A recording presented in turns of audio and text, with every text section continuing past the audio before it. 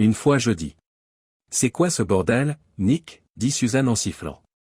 Elle avait l'air complètement furieuse et a demandé, est-ce que c'est une blague stupide? Nous étions assis au soleil à l'extérieur d'un café à Dunlap, à quelques villes de là. Heureusement, toutes les tables avoisinantes étaient inoccupées.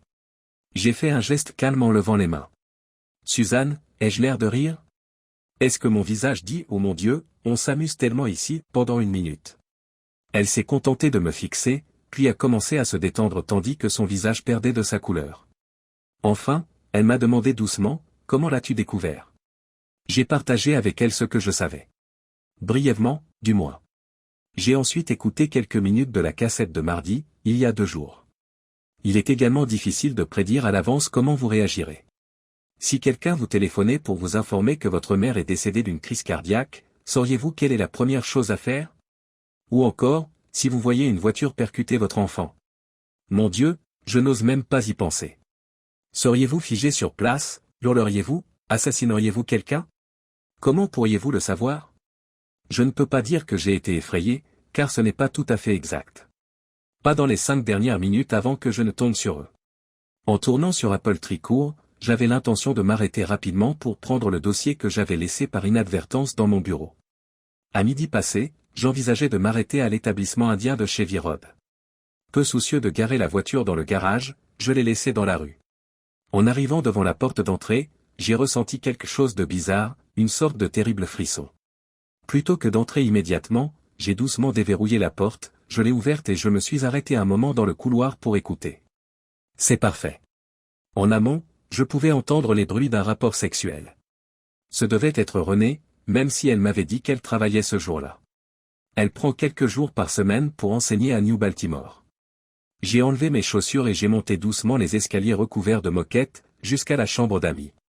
La porte était ouverte et j'ai jeté un coup d'œil à l'intérieur. Renée était sur un homme, dos à moi, et faisait beaucoup de bruit, pas plus qu'elle ne l'avait jamais fait avec moi. Je suis restée silencieuse. Je n'ai pas versé de larmes.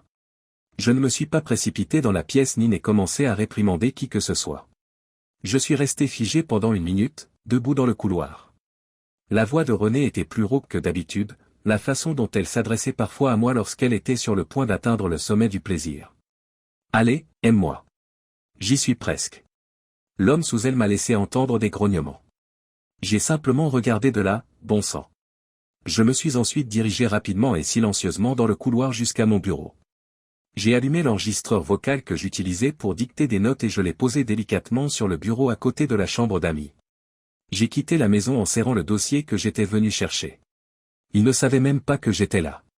J'ai jeté un coup d'œil dans le garage juste avant de partir. Outre Danny et Suzanne, nos voisins qui faisaient partie de notre cercle de connaissances, la voiture de Renée s'y trouvait, une Camry bleue. Renée a dû ouvrir la porte du garage, le laisser entrer et la refermer pendant que nos enfants allaient à la garderie ensemble. Ils avaient déjà fait cela auparavant. Curieusement, je ne m'étais pas encore énervé, je ne me sentais même pas en colère. Après avoir à peine goûté la nourriture du restaurant indien, je suis retourné au travail et j'ai eu une journée bien remplie. J'ai terminé 2 requêtes préliminaires et je me suis préparé pour une déposition importante prévue pour la semaine prochaine. En fin de compte, bon sang, à quoi tout cela sert-il? Je suppose que je l'ai enfoui quelque part au plus profond de moi, dernier acte de cloisonnement. Je dois en apprendre davantage sur ce qui se passe réellement au-delà de l'évidence, d'une manière ou d'une autre, j'ai réussi à étouffer la colère et le chagrin profond jusqu'à ce que j'aie le temps d'y faire face. Renée a jeté un coup d'œil hors de la cuisine pour me sourire lorsque j'ai franchi la porte plus tard dans la journée. Vera et Ben étaient sur les balançoires dans la cour. Elle portait la même tenue que celle qu'elle portait habituellement au travail, une jupe et un chemisier de base. Elle portait également le tablier aux couleurs vives que nous avions acheté au Mexique.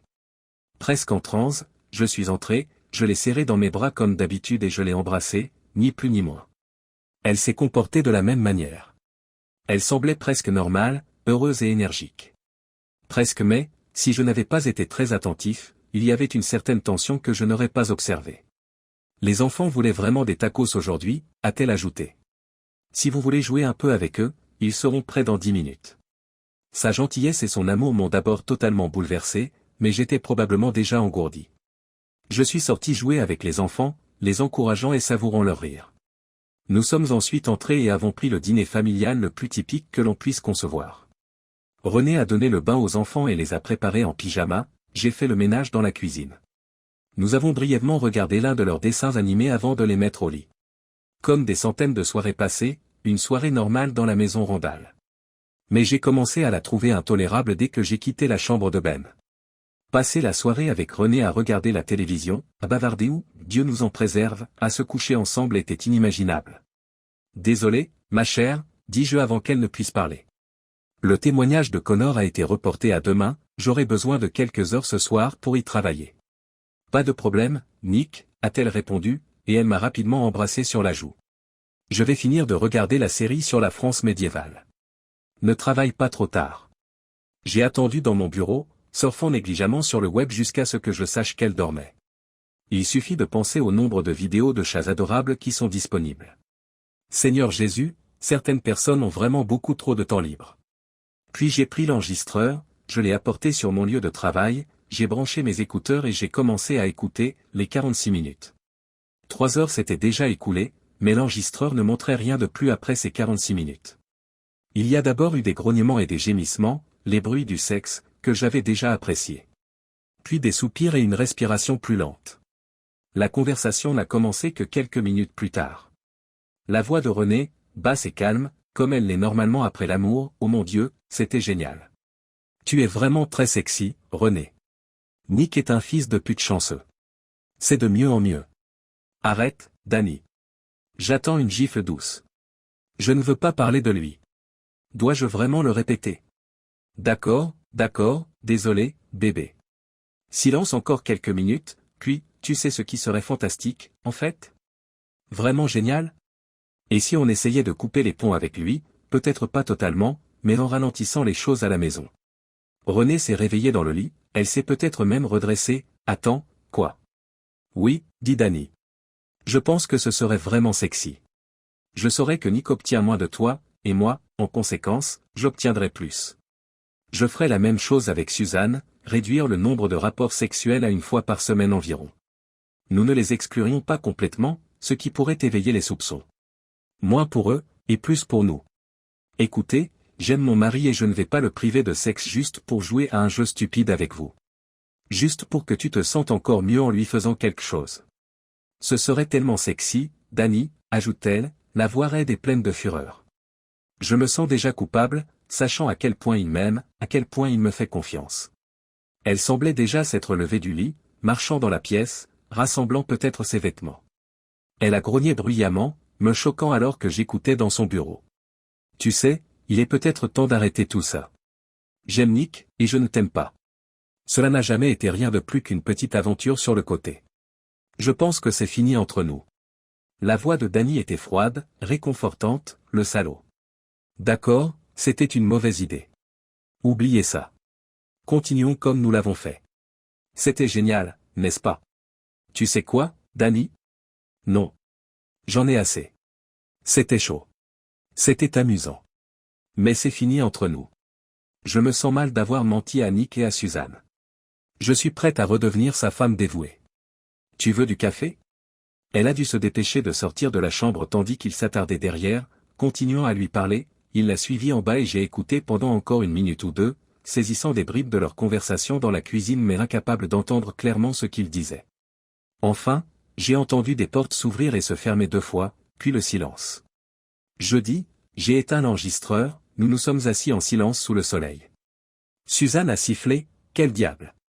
Quel salaud, a-t-elle dit en me regardant d'un air grave.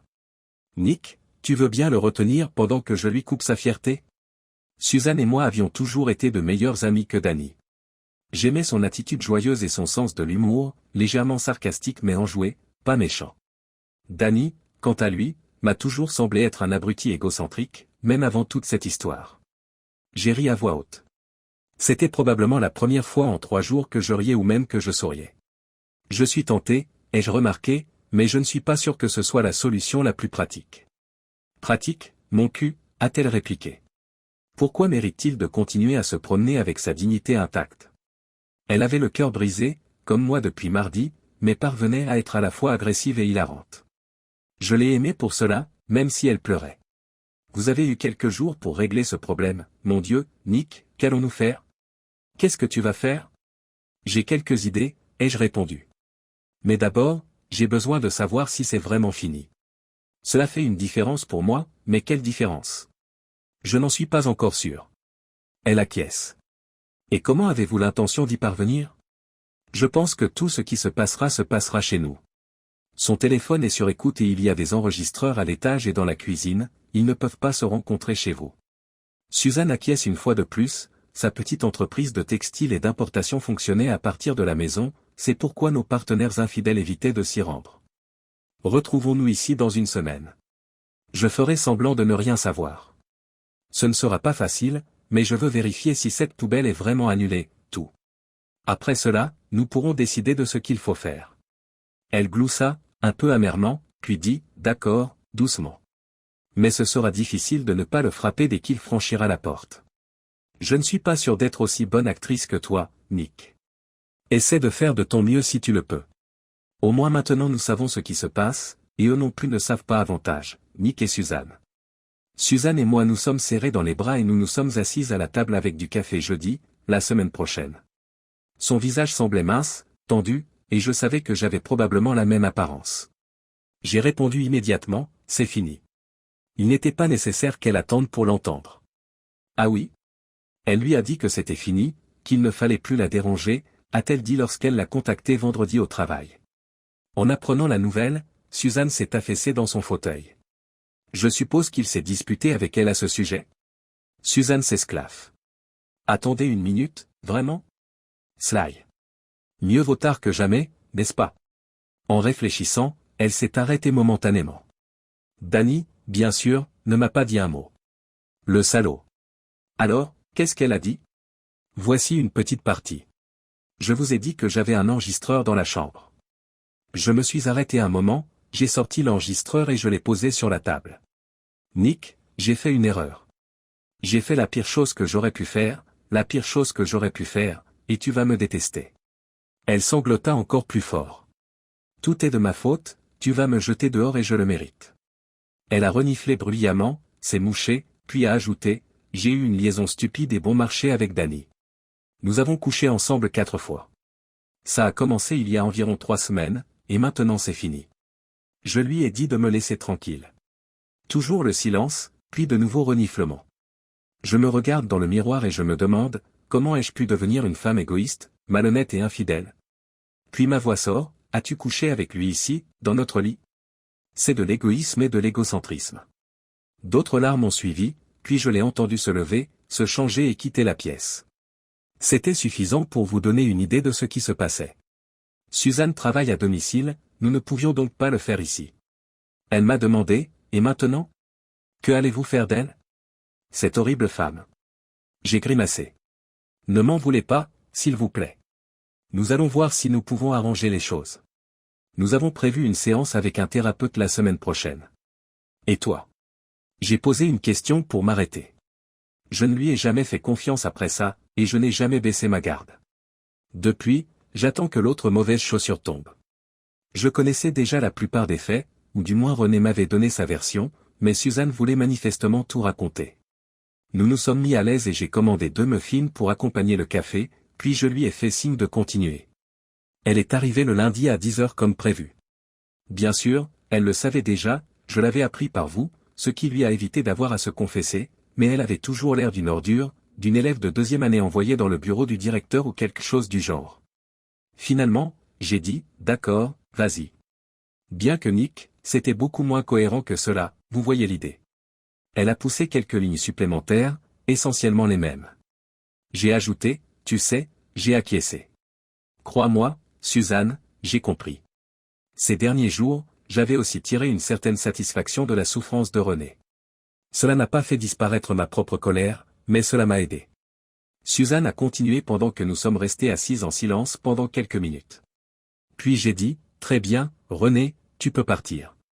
Je l'ai raccompagnée jusqu'à la porte et au moment où elle s'apprêtait à sortir, je lui ai dit, tu réalises que nous ne serons jamais amis? Elle a hoché la tête, a dit quelque chose, et j'ai ajouté, mais je serai ami avec Nick si je veux l'être. J'ai ri, n'importe quel type d'ami, hein. Je suis sûr que cela l'a frappée de plein fouet. Elle m'a regardé, un peu terrifiée, et je lui ai fait mon plus beau sourire diabolique et je l'ai poussée vers la porte. Puis je suis retourné à l'intérieur et j'ai mangé une très grande part de ce fantastique gâteau au chocolat d'Angary. Même si je l'aimais beaucoup, Suzanne et moi avons compris qu'il n'y avait aucune chance de rétribution.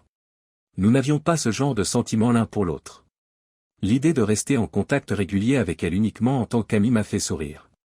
Puis j'ai répondu, eh bien, je pense que nous sommes prêts pour le grand final de la semaine prochaine, ici même. Je suis vraiment étonné de voir combien de temps tu as réussi à maintenir ce jeu, Suzanne. Je ne suis pas sûr que j'aurais pu. Elle grogna, oh, oui, j'ai dû rencontrer un avocat, mettre en place toute cette merde, et lui mentir pendant 3 semaines d'affilée avec un foutu sourire sur le visage. Elle se pencha en avant. Merci beaucoup, Nick. Merci de me tenir informé, de me tenir au courant. Elle m'a serré la main, reconnaissante d'avoir été une bonne amie quand Dieu sait que j'en avais vraiment besoin. J'aimais vraiment savoir que la batte de baseball était déjà en route pour sa tête. Et je vous remercie également, ai-je répondu avec sincérité. Travailler avec toi a été la meilleure partie de tout ce gâchis. Chaque nuage a une lueur d'espoir, n'est-ce pas, ai-je dit en lui adressant mon plus beau sourire et elle s'est mise à glousser. Je n'arrive toujours pas à croire que tu lui donnes une autre chance, Nick. Nous avons parlé un peu plus longuement. Elle a posé des questions sur la première séance que René et moi avons eue avec un thérapeute, qui s'est déroulée à peu près comme prévu. J'y pense, ai-je dit. Il y a une grande différence. Crois-moi, Suzanne, elle sait qu'elle est sur la corde raide. L'aveu a tout changé, et la façon dont elle a agi depuis. Je me suis arrêté puis j'ai dit, comme je l'ai dit, devenir un père à temps partiel le week-end. Il n'en est pas question, à moins que ce ne soit le dernier recours pour vous. Je pense que c'est devenu plus clair, et c'est bien. Elle a ajouté, Danny est, au moins, un double perdant. Et il gagne bien sa vie, dont la moitié sera bientôt à toi. Mon Dieu, Suzanne, quand tu retourneras là-bas, les garçons seront fous de toi. C'est clair comme de l'eau de roche, comme on dit, non. Danny s'arrêta, la regardant fixement. Puis il s'affaissa doucement et d'un air dubitatif. Suzanne, ma chérie, est-ce que c'est? Dit-il doucement. Est-ce que? Elle a crié, tais-toi, d'accord? Ça va être rapide. Nous allons parler et tu vas écouter. Ensuite, tu vas te lever et partir, et je me fiche que tu ailles directement en enfer. Elle a crié, stop, et il s'est arrêté. Les personnes assises aux tables adjacentes tournèrent momentanément la tête pour regarder Suzanne. Danny, tout le monde à cette table sait ce que tu as fait, ce que toi et René avez fait et ce que vous avez fait auparavant. Ce sont les papiers du divorce. Prends un avocat. Suzanne divorce de ton cul de tricheur. Les serrures de la maison ont été changées et tes affaires sont dans le garage. Nous avons aidé Suzanne à déménager ses affaires ce matin. Il a jeté un rapide coup d'œil inquiet à René. Elle se contenta de lui répondre par un regard noir. René lui tendit la deuxième enveloppe avant qu'il ne puisse dire un mot. C'est une copie de votre contrat de mariage. Tout sera rapide, facile et civilisé. Vous trouverez également une photo de votre beau-père tenant sa carabine Winchester préférée. Je crois qu'il a exprimé l'envie de vous montrer comment ça marche en cas de problème. Danny murmure, attendez, vous ne pouvez pas, nous l'observons silencieusement. Au bout d'un moment, il s'est tourné vers Suzanne, le visage tordu dans une tentative d'explication, Suzanne, ma chérie, je suis si. Je veux dire, je comprends, c'était terrible, mais... Il tressaillit, elle se leva, attrapa son café et fit comme si elle le lui versait. Puis elle a marmonné, au revoir, Danny, et s'est détournée sans se retourner. Il n'arrivait pas à croire que nous étions encore ensemble. Nick est un meilleur homme que je ne pourrais jamais l'être, a-t-il ajouté pendant qu'elle sirotait son café et que je lui racontais à l'avance toute l'histoire de René, de Danny et de tout le reste. J'ai ri. Je n'en suis pas sûr. Elle fait encore des pieds et des mains pour se faire pardonner. Tu sais, depuis presque 1 an maintenant, des massages, des week-ends sans les enfants, de bons dîners, quelques billets pour les raises. Ça m'a fait très mal, Suzanne. Tu le sais bien. Je n'ai probablement même pas besoin de te le dire, mais la douleur s'atténue un peu plus à chaque fois. Même si notre mariage n'est plus ce qu'il était, nous avons encore quelque chose de très bien. Peut-être que ça s'améliore un peu et que je suis toujours dans la maison avec Vera et Ben. Je suis devenu sérieux pendant un moment. En me tournant vers l'avant, j'ai demandé, et comment vont vos filles? Elles vont très bien. Je suis un peu surpris que cela n'ait pas causé plus de problèmes. Emma m'a dit récemment, c'est drôle, maman, j'aime toujours papa, mais il ne me manque pas tant que ça. Nous le voyons toutes les semaines ou presque, et c'est très bien, mais je veux dire, nous le voyons ici dans la maison et il ne me manque pas vraiment. J'ai regardé Alice et elle a simplement hoché la tête, oui, c'est vrai. Je suppose que je ne devrais pas chercher des problèmes là où il n'y en a pas. Merci, Nick, encore une fois. Je le pense vraiment, pour tout. Pour avoir traversé cette épreuve avec moi, pour avoir été mon ami, pour tout. Alors que nous étions sur le point de partir, Suzanne a poursuivi en disant que nous étions restés un peu plus longtemps au soleil, à discuter et à savourer le café. J'ai levé ma tasse de café et j'ai gloussé, à la limonade. Elle rit aussi et fait teinter sa tasse contre la mienne. La vie nous a donné ces méchants citrons, et ensemble, nous en avons tiré une belle limonade. Merci de votre attention.